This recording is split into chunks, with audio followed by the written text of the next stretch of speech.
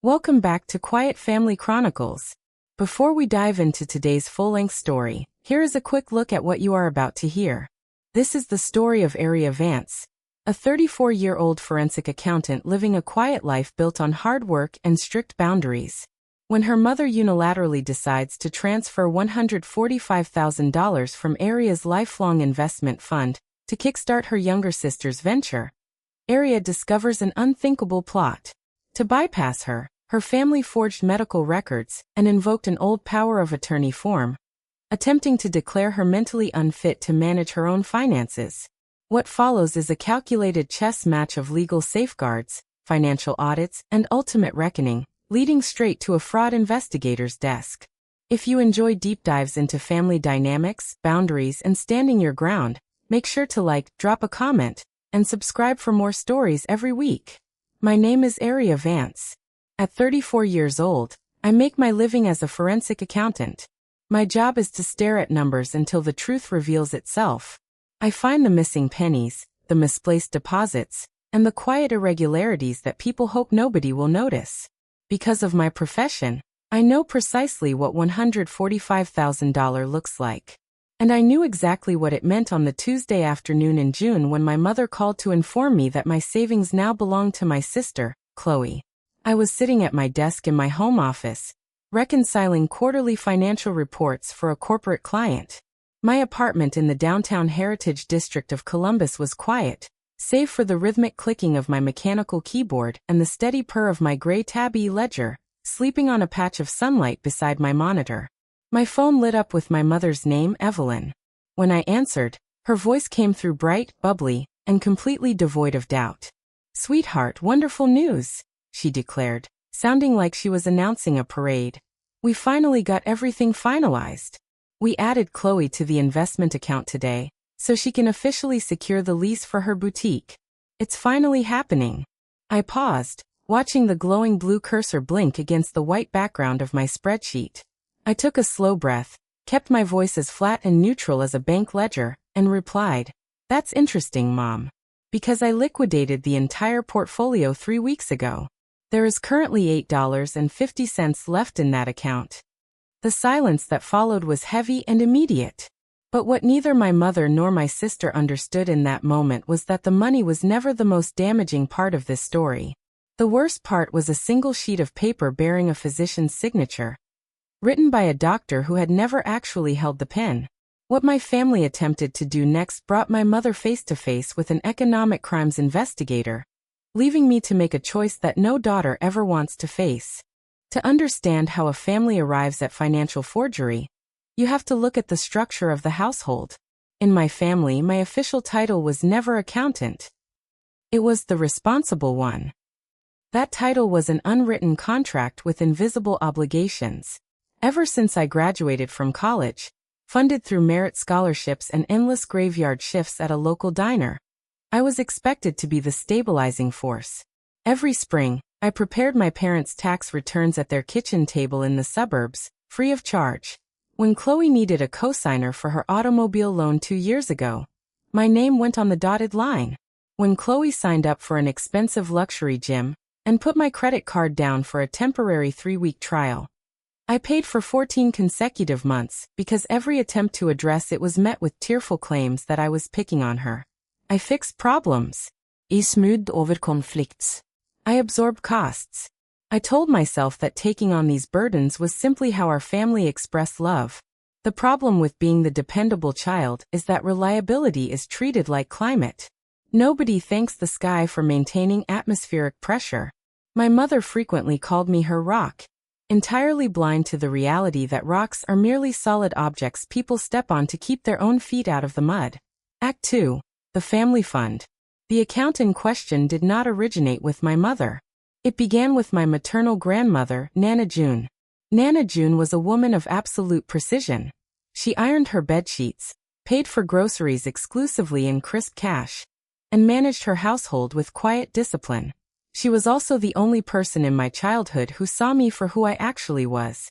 In the year 2000, when I was 8 years old, a small life insurance policy paid out following my grandfather's passing. Nana June took $5,000 of that money and established a custodial investment account in my name. Because Nana June mistrusted formal documentation she didn't personally oversee, my mother was listed as the legal custodian until I came of age. I still remember standing in Nana June's living room, smelling lavender soap and starch, as she rested a heavy hand on my collarbone. "This is for the girl who counts her pennies," Nana told me sternly. "One day, this whole family will expect you to carry them. Make sure you keep enough for yourself." When I turned 21 in 2013, ownership of the account officially transferred to me, exactly as the law mandated. At that time, the balance was roughly $11,000. I treated that fund like a long-term agricultural project. I established automated monthly transfers. First $500 a month when I was a junior associate, then $800 a month once I earned my CPA license. For over a decade, through market fluctuations and economic recessions, I quietly bought index funds. By this spring, the portfolio had grown to $145,000. It was my safety net, my future retirement, and the physical proof that years of sacrifice had built something lasting. Yet, whenever my mother spoke about it, she referred to it as the family reserve. She always framed it as a warm, cozy joke. Years prior, when I gently corrected her, reminding her that it was my personal retirement account, she laughed it off, dismissed softly. "Family doesn't keep score," she had said with an easy smile. At 24, I thought that was a beautiful sentiment. At 34, I finally realized who benefits when the accounting ledger is erased. Then there was my sister, Chloe. Chloe is 29 years old, 5 years my junior, and has spent her entire adult life on the verge of finding her true calling. First, it was an artisanal candle business. My parents paid the commercial lease until it collapsed after 7 months. Next was an online life coaching certification, a $4,000 course paid directly from my mother's emergency savings that yielded exactly one paying client, our aunt. Then came resin jewelry crafting, followed by a high-concept podcast that never released an episode. Every new endeavor opened with an enthusiastic family dinner, where Chloe glowed at the center of attention, and closed with a quiet transfer of funds from someone else's bank account. She lived rent-free in my parents' basement in Grove City, occupying a space my father had finished for her when she was 30 days away from an eviction notice on her former apartment. Chloe was not inherently malicious. She was simply the natural product of an environment where she was never allowed to experience financial gravity. My mother built her a world entirely padded from reality, and Chloe merely decorated the interior. This past spring, the new venture was a holistic wellness space, Chloe Wellness. She had already commissioned a custom logo featuring a sprig of eucalyptus. She talked constantly about grand openings and manifestation. But nobody brought up the startup capital, which, in our family, was the definitive sign that money was the only real subject on the table. The official push began on a Wednesday evening in mid-March. My mother sent a group text. "Sunday dinner, 6 p.m. Family business to discuss." I sat in my car in my office parking garage and read those 4 words 3 times. My stomach dropped with the exact familiar feeling I get during a corporate audit when the balance sheet fails to align. In my household, family business had only ever meant one thing: my personal assets. When I arrived that Sunday, the formal linen tablecloth was on the dining table. My mother deploys fine linen the way military commanders deploy heavy artillery. It signals that a major maneuver is underway. Dinner proceeded through roast pork and mashed potatoes. My father, Walt, kept his eyes fixed firmly on his plate, chewing methodically as if avoiding eye contact could keep him out of the firing line. Chloe was practically vibrating with nervous energy. My mother waited until dessert was served before folding her hands together neatly over her napkin. "We've been discussing things," Evelyn began gently, using a collective "we" that conspicuously excluded me. "Chloe's studio requires $60,000 to secure the commercial lease and equipment. And your investment portfolio is just sitting there. You have over $140,000 in it now." She knew the figure because I had listed the account on a broad asset sheet during a family estate planning meeting 3 years prior. A single-line item I had regretted sharing ever since. I set my spoon down carefully. "That account is my private retirement fund, Mom. It began with Nana June's seed money, and I have personally funded it for 12 years. The answer is no. However, I am more than willing to sit down with Chloe and help her draft a legitimate business plan to apply for a small business loan. An immediate silence blanketed the room. Chloe's lower lip began to tremble on cue. My father silently reached for another roll he clearly did not want. My mother offered a soft, disappointed smile. Area. Family doesn't keep score. We support one another. The answer is still no, I reiterated calmly. I maintained my composure, finished my tea, hugged everyone goodbye, and drove home. I told myself the boundary was drawn, but as I had walked out the door, my mother had squeezed my wrist tight and whispered, "We'll figure something out, honey." She wasn't asking for my permission. She was simply working on an alternative strategy. The weeks following that dinner were unsettlingly quiet. In my family, silence after a refusal is never a sign of acceptance. It is a sign of preparation. Suddenly, my mother developed an intense interest in my personal well-being. She called on a Tuesday to ask if I was sleeping well. She called the following week to ask if my job was causing excessive anxiety, inquiring specifically if I was still seeing Dr. Hartwell at the Livingston Medical Group, and whether I was taking any medication for stress. My mother had asked about my health perhaps twice in 30 years. This sudden maternal concern felt entirely unnatural. Days later, Chloe sent a text message asking if I still possessed the master folder from our 2021 Family Administrative Day, specifically copies of everyone's official identification, estate documents, and medical releases. She claimed Mom wanted to update the central home file. As an auditor, my entire career relies on identifying discrepancies, uncharacteristic health inquiries, questions about my personal physician, and a sudden attempt to consolidate legal documents were not isolated incidents. They were data points forming a pattern. That evening, I pulled my fireproof file box from my closet. I sat at my kitchen table and audited my own life. Tucked inside the legal tab was a copy of a document I had executed in 2021 when Nana June suffered her first stroke. At that time, our family sat down with an attorney to establish standard emergency protocols. I had signed a springing power of attorney. Unlike an immediate power of attorney, a springing POA remains completely dormant. It only wakes up under two strict conditions. First, if I become fully incapacitated, and second, if a licensed physician certifies that incapacitation in writing. The moment those conditions are met, the designated agent gains complete legal authority to manage my bank accounts, liquidate assets, and sign contracts as if they were me. And my designated agent, chosen back when I believed family was an unbreakable bond, was my mother, Evelyn Vance. The original executed document was not in my closet. It was stored in the file cabinet in my mother's hallway. Act 4, the voicemail and the audit. The definitive proof arrived on a rainy Tuesday evening in April. I was at my sink washing dishes when my phone buzzed. I missed the call, but a voicemail notification popped up immediately. It was a 4-minute pocket dial from my mother's phone. I stood in my kitchen and listened as speakerphone audio echoed. Background sounds of running water and clattering pots filled the first minute, followed clearly by my mother's voice speaking to Chloe. Once the paperwork clears and we're attached to the account, the commercial deposit for the studio goes out first, my mother said casually, as if reviewing a grocery list. Then we can allocate the rest. Chloe's voice was lower, hesitant. What if Aria realizes what happened? My mother answered without a second of hesitation. By the time she realizes, the transaction will be complete. She'll be furious for a month, and then she'll get over it. She always gets over it. I listened to that recording twice. The second time, I didn't focus on the plan itself.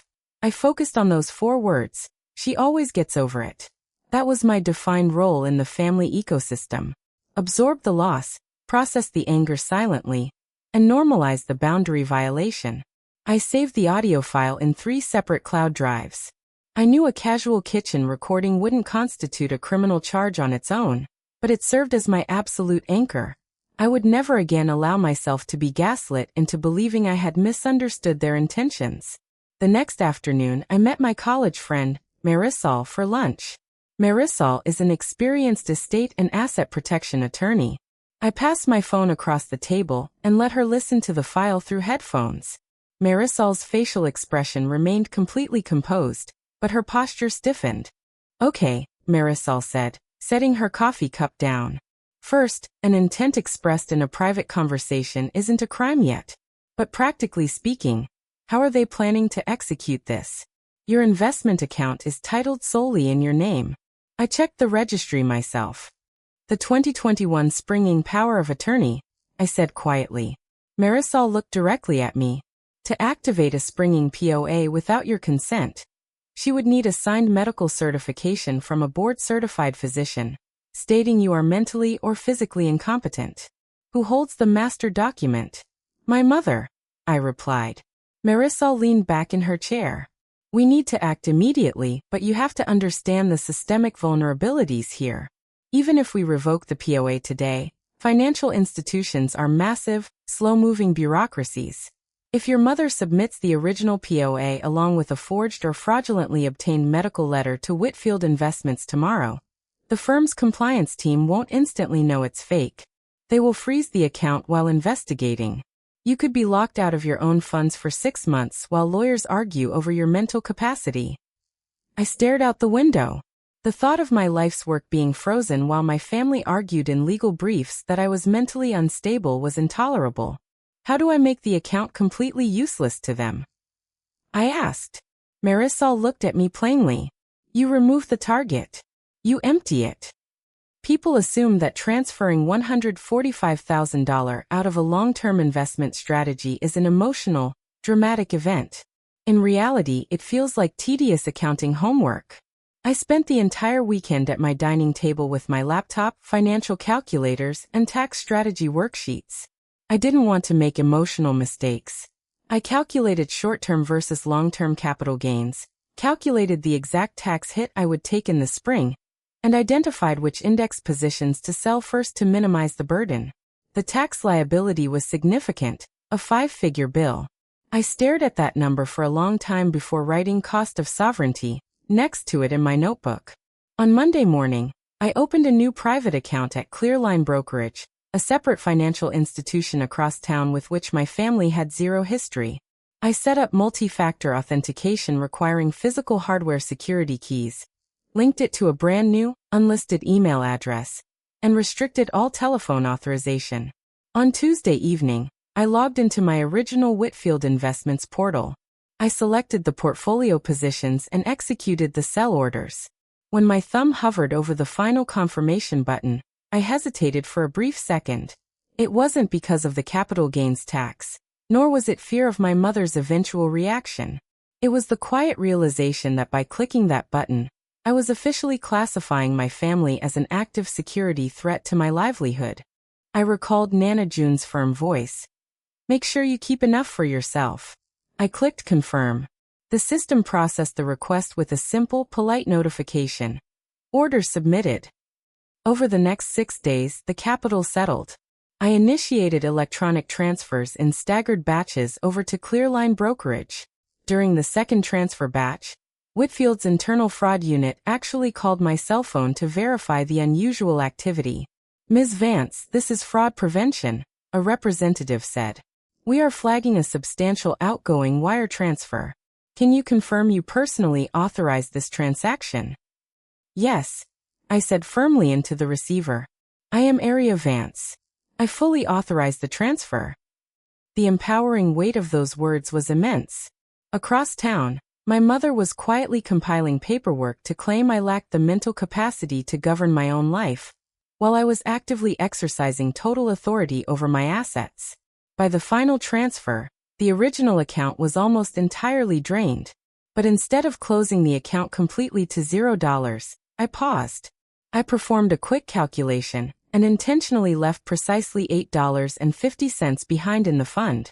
Why leave exactly $8.50?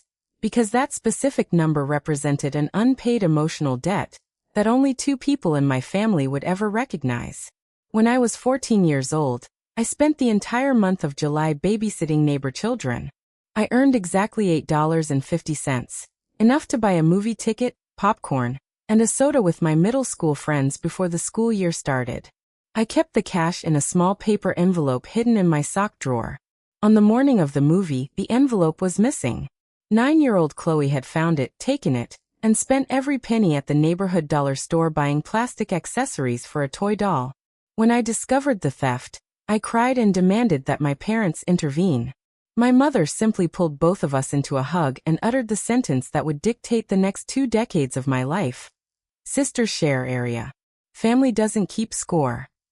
Nobody reimbursed my $8.50. My friends went to the movies without me. 20 years later, when I emptied that investment portfolio, I left $8.50 in the account. It was the exact sum my family was genuinely owed. May was an eerie, surreal month.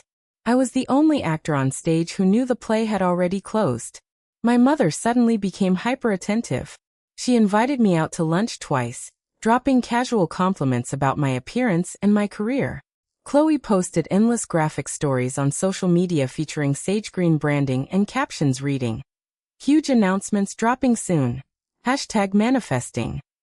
At my father's 63rd birthday dinner, I played my part flawlessly.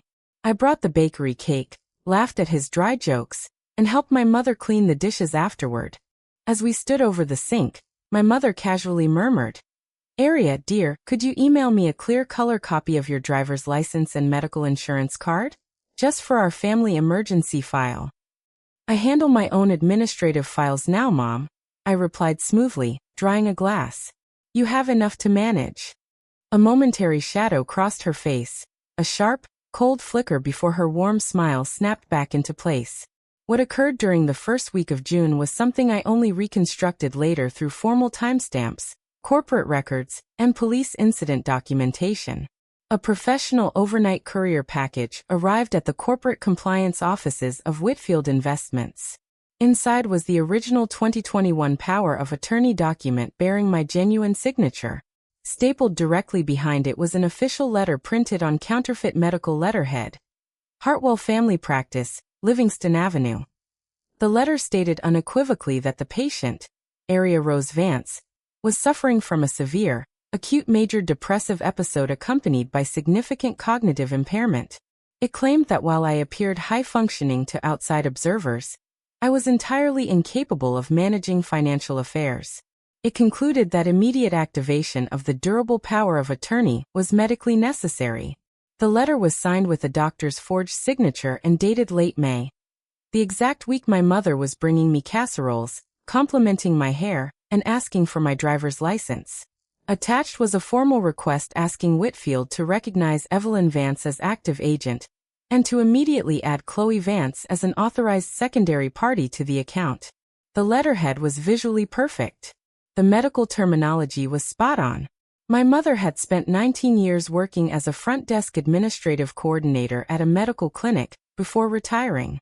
She knew precisely what official medical correspondence looked like.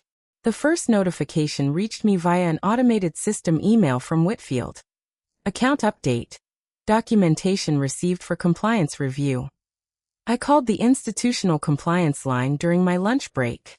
A representative confirmed that a power of attorney activation package had been submitted and was currently queued for verification. I immediately called Marisol. "Do not call customer service again," Marisol instructed. "From this minute forward, every single communication must be in writing.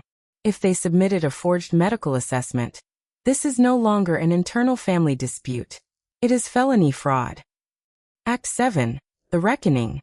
48 hours later, my mother called me. This was the phone call that opened this story.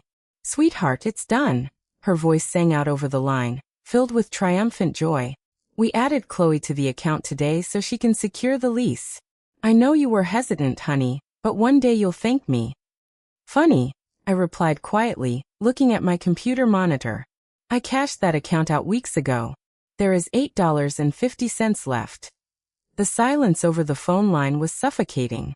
"No," my mother whispered, her voice cracking. "No, you can't do that. That's the family fund." In the background, I heard Chloe's voice shriek. "She's lying, Mom. Check the banking application. Check the app." And further in the background, my father's muffled voice sounded. "Evelyn, what is going on?" My mother's tone shifted from delight to pure venom. She didn't apologize. She didn't express shame.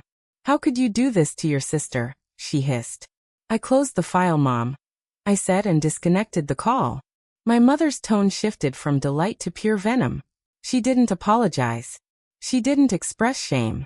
How could you do this to your sister? She hissed. I closed the file, Mom, I said, and disconnected the call. 2 days later, my phone rang from a downtown government line. Ms. Vance? My name is Investigator Karen Voss, Corporate Fraud Unit at Whitfield Investments. A deadpan voice announced. Investigator Voss explained the sequence of events. When a power of attorney package claiming client cognitive impairment is submitted, Whitfield's protocol requires mandatory independent verification.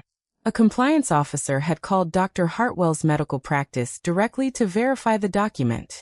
The clinic manager pulled my medical chart immediately. No such evaluation had ever taken place. No such letter had ever been written. The physician's signature was a direct forgery. Dr. Hartwell was reportedly outraged that his professional credential had been misused to seize a client's assets. Ms. Vance, Investigator Voss asked calmly, are you currently experiencing any medical condition that impairs your financial capability? No. Irreplía. Did you authorize the submission of this documentation? No. Do you know the individuals who submitted these forged documents? I looked out my window, took a deep breath, and answered clearly. Yes. The individual requesting agent status is my mother, Evelyn Vance. The secondary party listed is my sister, Chloe Vance. Investigator Voss didn't flinch. Thank you, Ms. Vance. To be completely clear, there is nothing wrong with your mental standing. There is, however, a severe criminal issue with this submission. An hour later, Voss emailed me a scanned copy of the forged letter. Reading a document designed to legally erase your autonomy, written by the person who raised you, is a cold, surreal experience. Seeing my name, Area Rose Vance, printed alongside clinical fabrications alleging cognitive impairment, was chilling. Yet one tiny error caught my eye. On page 2, the letter referred to me as Area Ray. My middle name is Rose, named after Nana June. But my mother's childhood best friend was named Ray, a name my mother had wanted to give me before my father overruled her. My mother was the only person alive who occasionally made that slip. Her handwriting was all over the forgery. Act 8. The final standing. Over the next week, my family launched an all-out narrative offensive. Aunts called me crying, asking if I was having a breakdown. Relatives I hadn't spoken to in years sent messages hoping I would get the help I needed.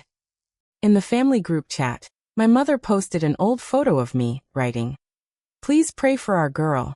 She is going through an extremely dark, unstable season." They attempted to launder a criminal forgery into a story of maternal concern. If I complained, it proved I was unstable. If I stayed silent, it confirmed my isolation. So, I ignored the social narrative entirely and focused strictly on the legal facts. On Thursday, my father called me independently, asking to meet in the parking lot of a hardware store halfway between our homes. When I arrived, he looked worn down. He leaned against his old pickup truck and looked at the ground. The witness signature on the power of attorney form. My father said quietly, "That was my handwriting, Area. Your mother told me it was an administrative backup form in case you ever suffered burnout from work. She told me the doctor recommended it. I signed where she pointed." "Did you read it, Dad?" I asked. He wiped his hands on his jeans. "I trusted her. Area, please don't let this go to the police. Your mother isn't sleeping. This will destroy her." I looked at my father and realized his position. He was not on my mother's side out of malice. He was on the side of peace at any cost. And in a dysfunctional family, peace always requires the victim to absorb the offense silently. "I didn't create this situation, Dad," I said gently. "And I am no longer accepting responsibility for fixing it." The climax occurred on Thursday evening. My doorbell rang. My mother stood in the hallway holding a container of homemade soup. It was the first time in 5 years she had visited my apartment. She walked inside, looking around critically at the furniture, before setting the container on my counter. She poured herself tea, sat across from me, and laid out her proposal. "You meet with the economic crimes detective on Thursday," my mother said smoothly, her voice pitched in a comforting, coaxing register. "All you have to tell them is that this was a private family misunderstanding, that we had discussed the power of attorney previously, and you forgot. One statement, baby, and the investigation closes. Families protect one another. Don't trade your family for a piece of paper." I looked at her across the table. "Mom, are you actually sorry?" She blinked, surprised by the question. "I hate that this stress is happening." "No, interrupta. Are you sorry that you forged a doctor's signature to claim I was mentally incapacitated so you could take my money?" My mother sat up straight, her warm demeanor vanishing. "Everything I have ever done, I did for this family. Chloe needed help. You have always been fine on your own. You don't need that money the way she does. Family doesn't keep score." I finished the sentence with her, my voice completely quiet. "You're right, Mom. Family doesn't keep score. That's why you never noticed I was the only person paying the bill." She stood up so fast her chair scraped loudly against the tile. "Then you are no daughter of mine," she spat out, her face flushed with anger. "Drive safely, Mom," I said softly, holding the door open. She walked out, leaving the soup on the counter. The door locked behind her with a definitive click. Act 9. The financial statement.